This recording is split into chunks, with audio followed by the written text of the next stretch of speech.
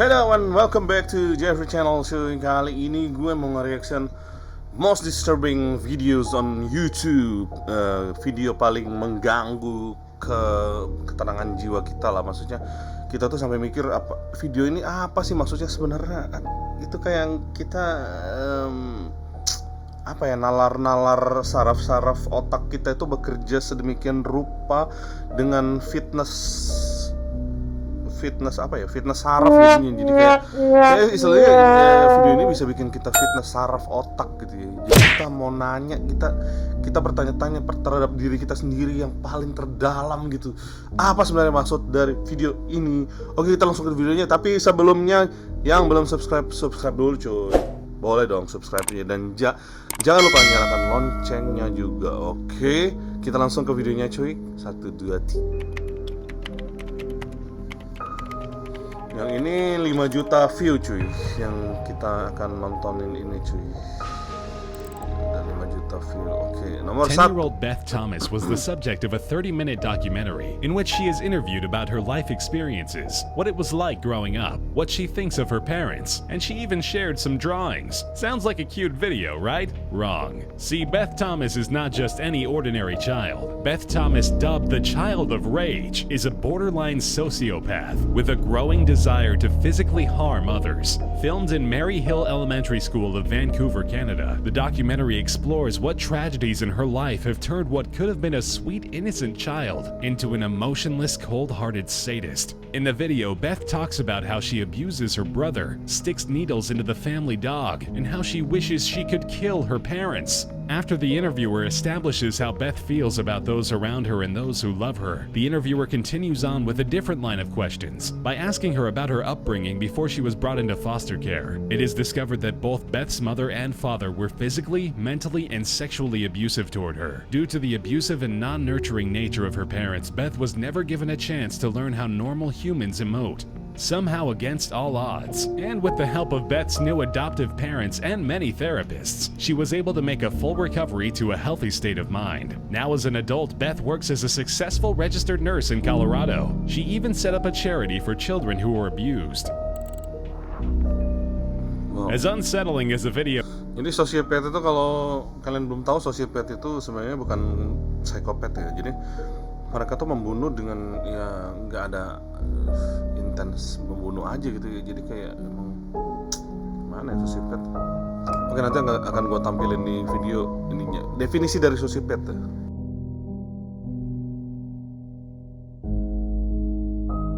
Can be. This one sure takes the cake.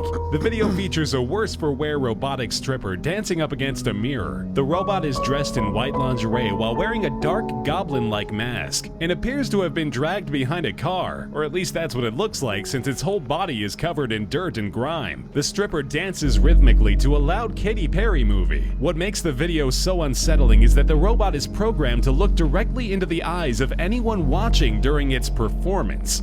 Midway through the video, the music cuts out, and at that point we find out that the stripper robot is actually whispering a long, barely understandable run-on sentence, all while dancing its robotic heart out. Jadi robotnya itu kayak natap langsung ke mata lo cuy, kayak aneh banget sih, sumpah. Itu lo berasa juga gak sih pas lihat video itu tadi barusan itu kayak robotnya itu ngelihat ke mata lo. Ngeri.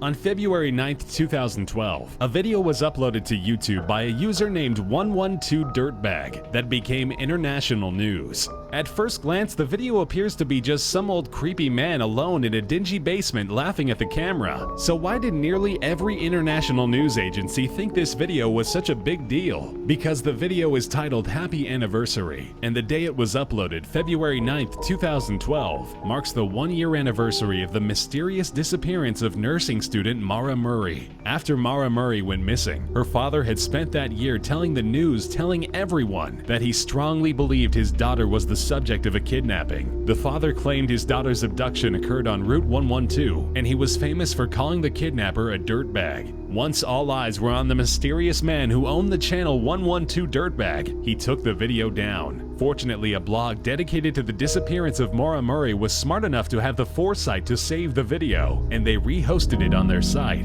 The next day, 12 Dirtbag uploaded a new video. This video was a slideshow featuring photos of a 5-year-old boy. That boy was the son of James Renner, who was also the owner of the blog.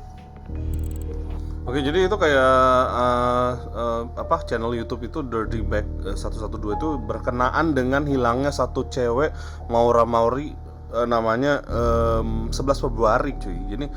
Jadi dia bikin video itu judulnya Happy Anniversary, tapi itu bertepatan dengan hilangnya si teenager ini yang bernama Maori 11 Februari cuy. I don't know.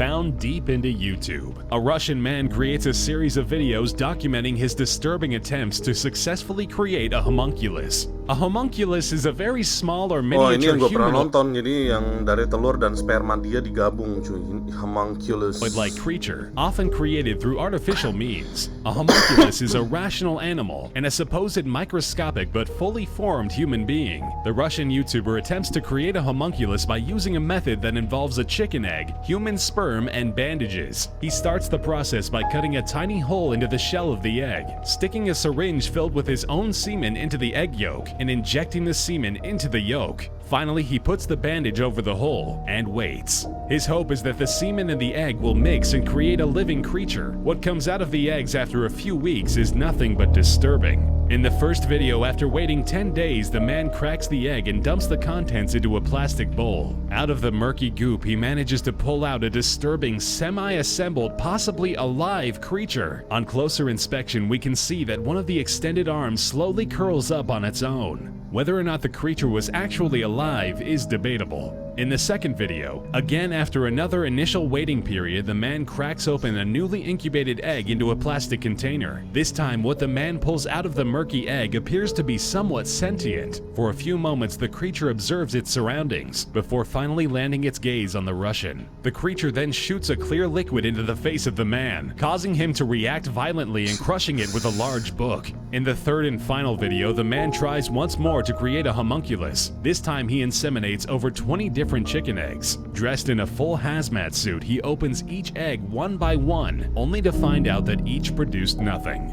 And thankfully so.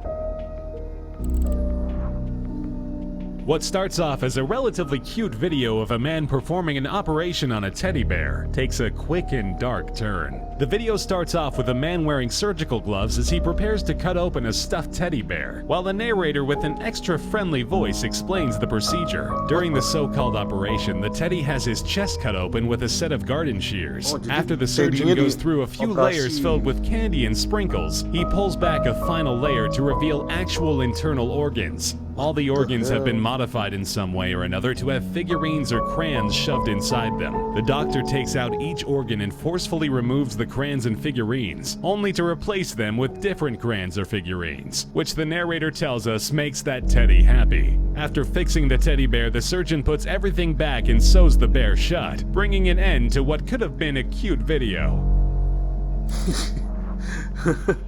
In 2013, 18 days after she was reported missing by her parents, the body of Eliza Lamb was found floating inside an 8x10 water tower located on the roof of the Los Angeles-based Hotel Cecil. Police concluded that Eliza Lamb's death was an accident. They believe that days... Jadi kalau kalian belum tahu Eliza Lam ini, jadi dia itu menghilang. Dia minggat dari rumah pertama nih, minggat dari rumah, terus dia nginep di hotel itu. Hotel itu terkenal angker cuy ternyata. Nah, setelah berapa hari nggak ada respon gitu dari kamar hotel ini, pegawai hotelnya mulai curiga kan, kenapa Eliza Lam ini nggak pernah ngejawab. Kan biasa hotel nanya tuh kalau kita mau extend atau enggak gitu kan. Nah, setelah ditelusuri akhirnya ditemukan dia itu hilang dan meninggal di tandon air cuy. Makanya itu airnya itu beberapa hari itu dirasakan oleh penduduk hotel yang lainnya itu, yang tamu-tamu hotel lainnya itu kayak aneh gitu. Kenapa ya airnya aneh rasanya kok begini. Jadi ternyata ada mayat Eliza Lam di dalam situ cuy. Prior to her death, Eliza had stopped taking the medicine that helped control her bipolar disorder, building up to an eventual mental breakdown that led her into the water tower. The working theory the police have is that when she entered the water tower, it was full, but as time went on, many guests used water, causing the water level in the tower to lower to a point where Eliza could no longer reach the tower door, and she drowned. Ya oke, sekian dulu video dari gua. Dan jangan lupa like, share, dan subscribe kalau kalian suka channel ini coy. Sampai jumpa di video berikutnya yang lebih seru lagi. Oke, bye.